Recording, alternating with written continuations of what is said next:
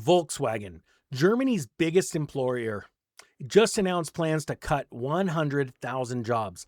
The engine of Europe is now shutting down. Electricity, their costs are now roughly twice what it costs here. Factories are packing up and leaving.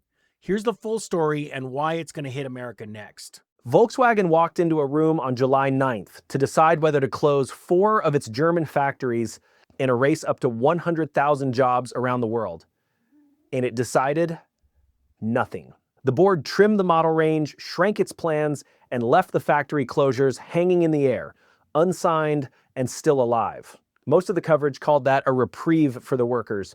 It is closer to the opposite. A clean closing has an M date. What Volkswagen chose instead is the slow version, the one that pulls a town apart over a decade instead of a weekend. And the first pieces of it already landed in Tennessee this summer. You do not live in Zwickau, the Eastern German town that built cars under communism and then rebuilt itself building Volkswagens. You may have never owned one, so here is why this reaches your street anyway. When the biggest car maker in Europe starts starving its own factories, the pain does not stay inside Germany. It rides the supply chain across the ocean and lands in small American towns that most people cannot find on a map. And it lands there first, before the headlines catch up. So let me show you 3 things. Why the strongest factory economy in Europe is folding in on itself.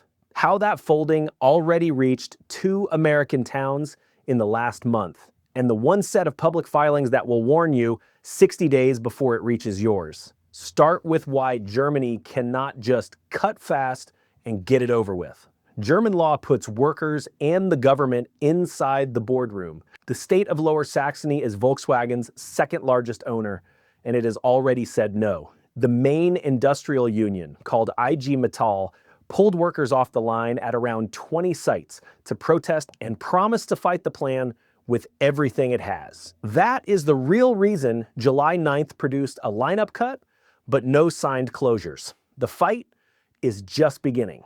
Underneath the boardroom drama sits a math problem that does not care who is on the board. Electricity for a German factory costs roughly double what the same factory pays in the United States. In the energy-hungry industries, the steel, the chemicals, the glass, output now sits about 18% below where it was in 2021. The figures reported by Germany's Federal Statistical Office. This spring, the chemical giant BASF opened a plant in China worth nearly $9 billion, while it was cutting jobs at home. When it stops making sense to build things in a country, the building leaves, and it does not come back for the town it left. Now, there is an honest counterpoint, and I am not going to hide it from you. Some factory work is actually coming into America right now. The German car maker BMW just finished a $1.7 billion expansion in South Carolina and will start building electric SUVs there. Mercedes is adding production in Alabama. Real jobs, real money moving in. But look closely at what kind of work that is. Those are final assembly plants, the places that bolt the finished car together. The bleeding happens 2 rungs down the ladder at the parts suppliers, the companies that make the seats and the door panels and the ceiling strips. A shiny new assembly line in South Carolina does not rehire a seat plant in Tennessee. The money coming in and the money going out are landing on completely different people in completely different towns. Here is why the slow version frightens me more than a fast shutdown would. Nobody in Flint, Michigan ever got a single terrible day where the auto jobs vanished. Flint had 80,000 auto jobs in 1978. By 1990, it had 23,000. That took 12 years, a slow drip. And every single year, the town told itself the worst was finally over. Britain's steel towns ran the same tape, from 350,000 steel workers in 1970 down to under 100,000 a generation later. Hey everyone, really quick, just to jump in, the Real Estate Crash Bundle, I've got a link to a sale down below. It's a handful of courses that are going to change the way you think about real estate investing, where we are in a cycle, and a cycle that most people don't see coming.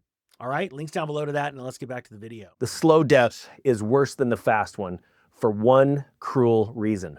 It never forces the town to face the whole loss at once. So nobody acts until the school funding has already collapsed and the houses already have no buyers. So where is this drip already showing up in America? And how would you spot it while your neighbors are still calling it a rough patch? It showed up in Tennessee. Volkswagen stopped building one of its models, the ID.4, at its Chattanooga plant back in April. Within weeks, the suppliers started to fall. A company called Yamfang, which made interior parts just a few miles from that plant, cut 153 workers on June 29th. The very next day, a seat maker called Adient shut its plant in Athens, Tennessee for good, and 210 jobs were gone. Neither one made a national headline. That silence is the tell, because one car maker pulling back never hits just one supplier. A single assembly plant feeds a whole tier of parts makers, and each of those feeds several more beneath it, so the pain multiplies quietly down the chain. And the big German-owned suppliers, companies like Bosch and Continental, all run American plants that sit under the exact same squeeze right now. Understand what 210 lost paychecks do to a small Tennessee county all at once. That is not a labor story that stays at the plant gate. It is a housing story, because those workers stop paying rent and stop buying homes. It is a school story, because the local levy was built on their property taxes. It is a Main Street story, because the diner and the dentist and the hardware store all lived on their spending. The whole local economy leaks out through the same hole, while the financial press keeps its eyes fixed on a boardroom in Germany. So what do you actually do, sitting on the outside of all this, while the affected town is still in denial? If you wait for the plant closing announcement to hit the news, you have already burned the only 60 days that could have helped you. So start now, before the window closes. Find out whether the company you work for sells parts or services to a German automaker, because that customer link is the exposure that matters most to your own paycheck. Look inside the international fund in your retirement account, because a fund labeled European or Global is quietly stuffed with German industrial names, and those names are sliding right now.